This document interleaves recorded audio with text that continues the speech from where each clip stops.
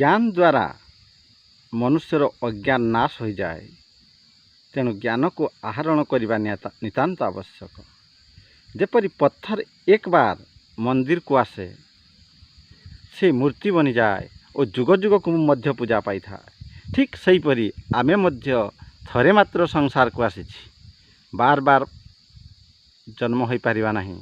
तेणु आमको एपरि ज्ञान आहरण करने पड़ो जेमिति इस संसार वाला आपणकर पाद छुईबा पाई मध्य लालायित हेबे। मनुष्य शरीर 7 वर्षरे किछि ना किछि परिवर्तन घटी थाए।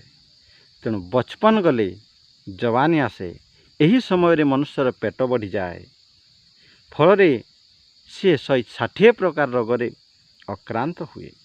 तेणु कर्म मध्य करवा दरकार, ठीक समय खाद्य मध्य सेवन करवा दरकार, ठीक समय व्यायाम मध्य करवा आवश्यक।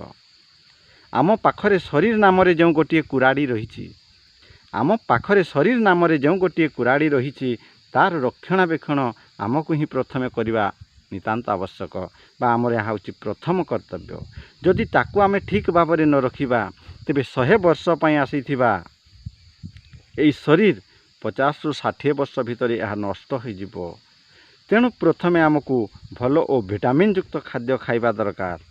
बजार बाहर मिलुथिबा खाद्य को सेवन कले आम शरीर रे प्रॉब्लम मध्य घटी थाए। तेणु गृह रे जो खाद्य बना जाउची ताकू भल भाव रे चबाई करी एवं सेवन करने नितांत आवश्यक।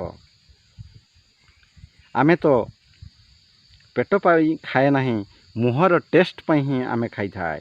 तेणु आमे जो खाद्य खाऊ आखिरे प्रथमे भल भाव रे देखिबा दरकार।